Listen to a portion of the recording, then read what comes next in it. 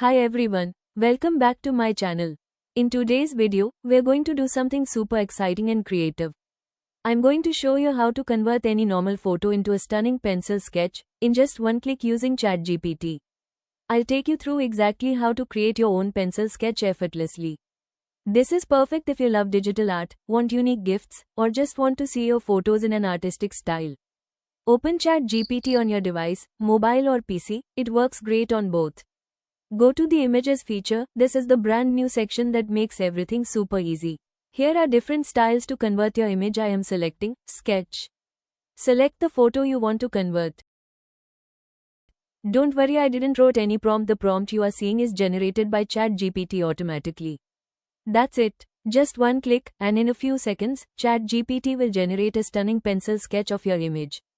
It looks like it was drawn by a professional artist, clean, detailed, and incredibly realistic. And there you have it. That's how easily you can turn your photos into beautiful sketches using ChatGPT. If you enjoyed this tutorial, don't forget to like this video, comment below. And of course, share it with your friends who love creative AI tools.